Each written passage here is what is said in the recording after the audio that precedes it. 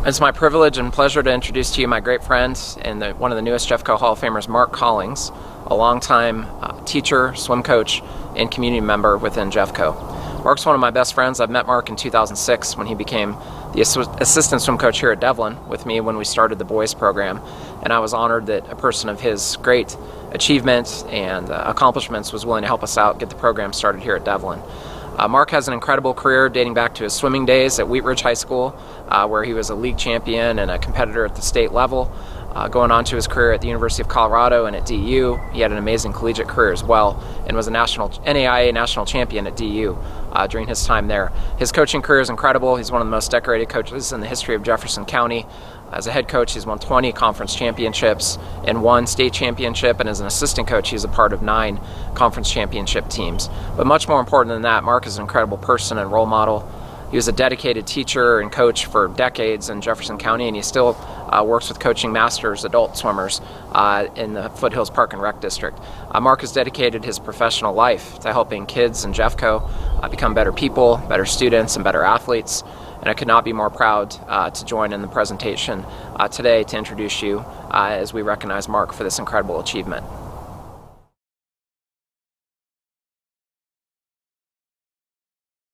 Monica Abilene, or as some lovingly call her, the fairy godmother of swimming, has dedicated her life to kids and to swimming and diving. For 53 years, she has been an active member of the Colorado swim and dive community as a competitor, coach, official, and meet director. When I first met Monica in 2008, I was new to the CHSAA office, and as I inherited swimming several years later, Monica became a mentor, a confidant, and a friend. Some of the most memorable state meets that I remember Monica running were all 4 of Missy Franklin's state meets, where she was the head meet referee. I would always trust her to follow the NFHS and CHSAA rules, regardless of the high pressure situations that she was in. And Monica always kept calm and represented CHSAA with the highest level of integrity.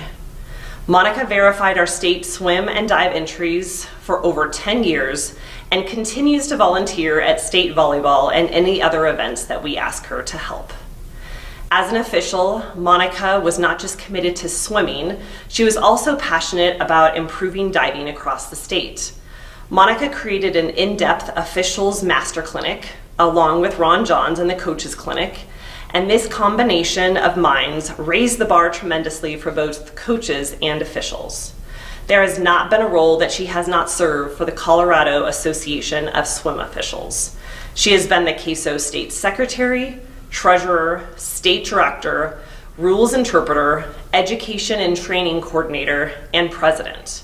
Coaches appreciated Monica because she knew her stuff. As a meet director, Monica prides herself on being organized and educating the coaches on the rules in order to make sure that they were able to focus their energies on coaching so that the student athletes could perform their best. For Jeffco, Monica ran 7 championship meets a year for 20 years. She coordinated with the Jeffco district office, the host high school athletic directors, the coaches, and the parent groups. These countless hours were never a burden for Monica because she loved running these meets. Monica has been recognized by the Colorado High School Activities Association with our IBM Heroes Award, our Distinguished Service Award, and was recently selected to represent Colorado on the NFHS Swim and Dive Rules Committee. Monica was selected to officiate 50 CHSAA state championship meets and ran approximately 140 championship meets for Jeffco. Despite all of these accolades, the best part about Monica is that she does everything with a smile.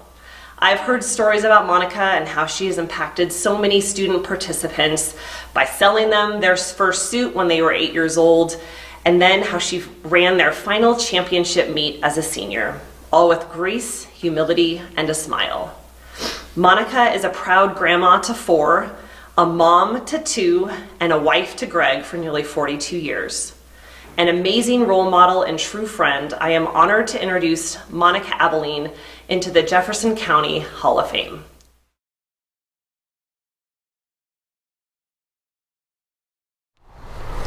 In the mid-1990s, Arvada West softball was a powerhouse in 5A softball, winning 4 state titles in a row. After missing out for a couple seasons, Jody Reinhardt took over our program in the fall of 1999 when I was a junior. She immediately challenged us and empowered us to get the Wildcats back on top, and that we did. Our team would go on to win the 1999 and 2000 5A state titles. Jody was a great coach to play for, and I truly am so thankful that I had the opportunity to play under someone like her. She was an incredible leader. She taught us to be proud, strong female athletes and to never back down from a challenge. Our team was under an incredible amount of pressure, being number 1 in the state, but we never felt that from Jody. She taught us to lean on our teammates and our coaches and to be calm and confident in those big moments and to win with grace. She was serious and focused when it came to practices and games, but she also had the best personality and she loved to joke around and laugh a lot. But I think where Coach Reinhardt really made her impact was on the day-to-day stuff. She really cared about each one of us as individuals. She would challenge us and push us, but was also the first one to pat us on the back when we needed it. Her office door was always open, and I found myself often going down there just to chat about life and softball. When I finished my high school and college playing career, I decided to jump right into coaching, and the position of AWS softball coach opened up in fall of 2013. And I was excited to have the opportunity to lead the Wildcats as I had been coached by Coach Reinhardt. Jody was still involved in athletics at the time. She was the athletic director at Stanley Lake, and so I got to still interact with her, and our paths crossed often. She would encourage and support me after games. One particular text I've saved over the years reads, "Hey B-Dog," which is what she called me when I played here. "I want you to know how proud of you I am. I'm impressed by your coaching. Keep being you and you'll have many successes. Your athletes are lucky to have you." I truly have no doubt that I am the coach and leader today because of my time being mentored by Jody Reinhardt. She really made such a huge impact on my life at a critical age, and I'll forever be grateful to her. When we heard of her passing, my alumni and I couldn't wrap our brains around it. We truly are feeling the loss with heavy hearts, and we really wish we had one more opportunity to say thank you and to tell her what she meant to us. She wasn't part of the Arvada West softball program for very long, but her impact on our program and to me personally is going to be felt forever. She was one of a kind, an incredible coach, and an even better person, and I'm grateful for my time with her. Congratulations, Coach, on your 2022 induction into the Hall of Fame.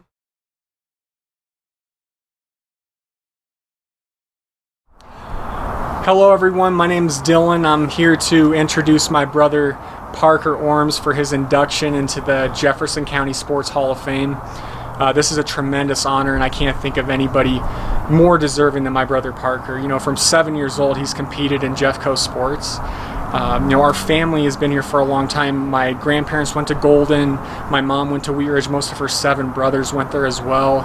Our Uncle Joe played quarterback and middle linebacker at Wheat Ridge. It was an all-state selection. So growing up, we played Wheat Ridge sports. And we competed in very competitive Little League programs. We spent most of our free time traveling around the state at Prospect Park or other venues that are similar, and sometimes around the country to play some of the top talent in our age group. And it didn't matter what sport it was or who we were playing against, Parker was always the best player on the field. You know, one time I saw him score a goal when he was playing goalie in soccer. In baseball, he's the shortstop, the center fielder. Basketball, the point guard. In football, he was the safety, running back, kicker, punt returner, kick returner. I mean, he never left the field. And sometimes he turned bright red. He had this white blonde hair. My mom and I would look at each other like, is this guy all right? But, you know, Parker only knew one way, and that was to play full speed, 100% all the time. And, so when we went to Wheat Ridge, we knew we were going to go there for a long time. And when he showed up, he had a lot to prove.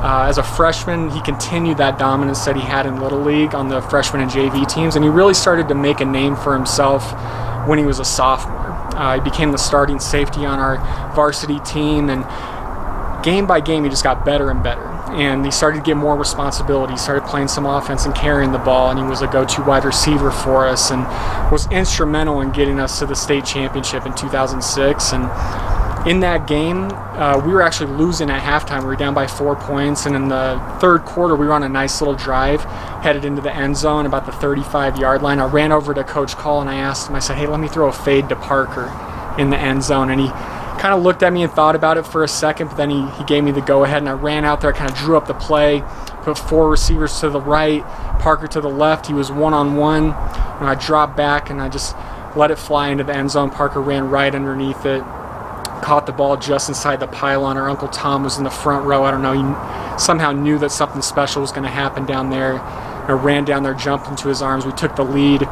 ended up going on to win the game 31-15. And then actually later that year, Parker went to the state championship again with the baseball team. This time, unfortunately, they ended up not going his way, but to go and win the state championship in football and then be the state runner-up in baseball as a sophomore, I'd say is a pretty good start. And as a junior, he came back and there was a lot more expectation for him. He was the guy. And unfortunately, his junior year didn't go as great as he wanted, but that really fueled him going into his senior year. That summer, he was on a mission to get back to the state championship. And his senior year looked a little bit more like Little League. Nobody could catch him. Nobody could get past him. They went 14-0. His numbers were astronomical. And everything looked great in the state championship till the fourth quarter. They're winning by a couple scores, and then Greeley West scores a touchdown. And then they get an onside kick, and then they score again, and now they're up 3. And so everybody on the sidelines panicking, kids are crying. But I knew, when you have Parker Orms on your team, you're never out of it. And so they got the ball back and somehow got up to about the 45-yard line. And there's 29 seconds left. It's 4th and 2.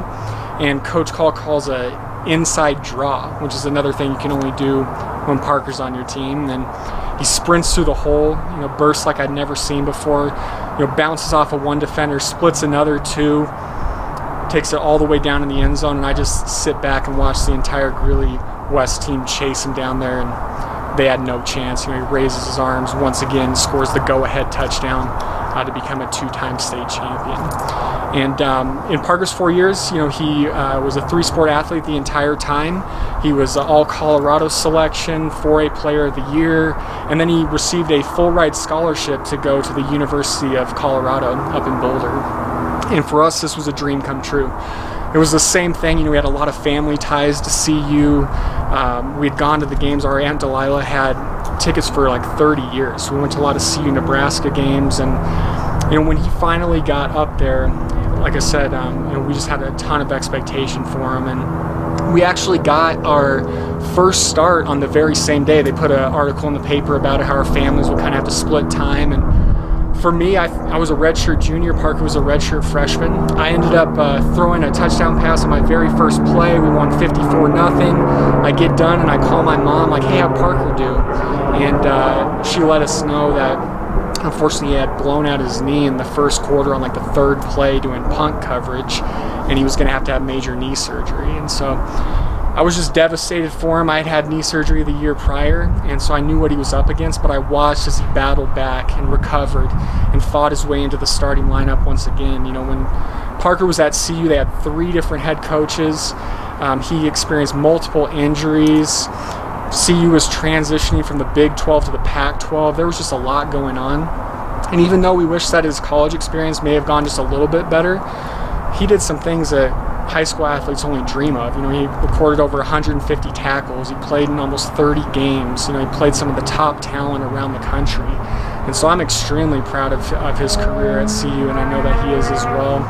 I still watch guys on Sunday, and I see some of his teammates or guys that he played against, and I think to myself, I remember when Parker smacked that guy in the mouth. And so after that, he got a chance to go play football in Italy, and this was really exciting for him. This is where he kind of capped everything off, and just like Parker does, he took that team to the championship as well. And so when Parker's athletic career was over, there's no doubt that he was well deserving of this induction. Many people in our family were great athletes, but Parker did it bigger, and he took it further than any of us ever could.